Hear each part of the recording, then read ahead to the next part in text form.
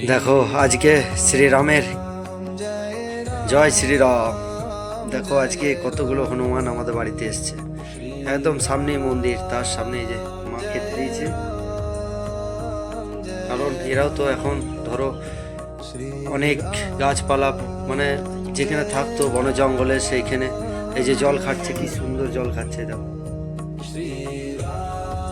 এখন তাদের মানে এখন সেই জঙ্গলে থাকা ধরো একটু অসুবিধা হয়ে গেছে, কারণ কোথাও এত বন জঙ্গল সেরকমভাবে নেই, খাবার দাবারের একটু সমস্যা।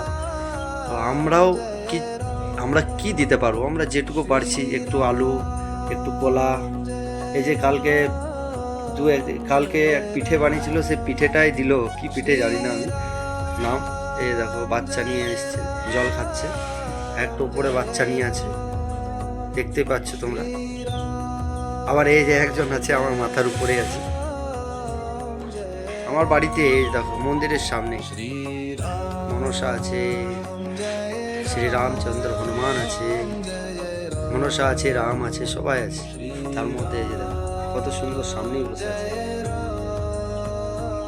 আর একজন বাচ্চাটাকে নিয়ে জল খাচ্ছিল, একজন উপরে বাচ্চাটাকে নিয়ে আছে।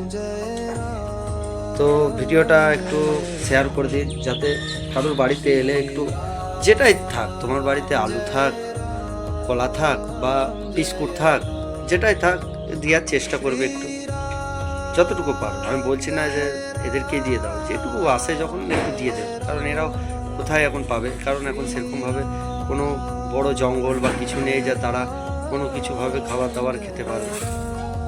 এই যে আমার মা এখন আবার আরও পিঠে ভাত আছে, ভাত দেখছি খায় নাকি।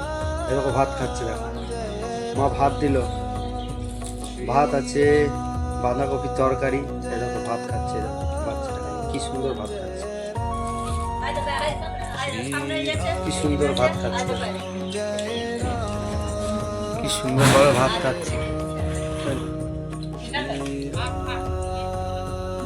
ভাত খাচ্ছে, ভাত দেখো মানে যেটুকু থাকবে ভাতও খায়। আমি জানতাম না, আজকেই প্রথম দেখলাম হনুমান ভাত খাচ্ছে। তো ভালো লাগছে আমার খুব, হনুমানে ভাত খাচ্ছে,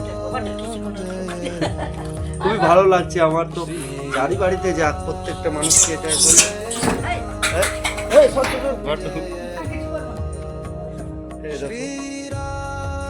আর চলে এলো যে ওদের হিংসা হচ্ছে যে ও একাই খেয়ে নিচ্ছে বলে। এই দেখো মারামারি করছে, মারামারি করো না গো।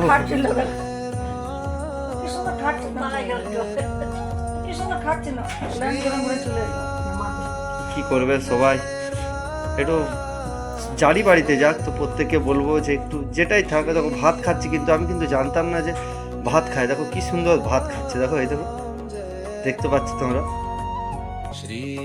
কি সুন্দরভাবে ভাত খাচ্ছে। এটা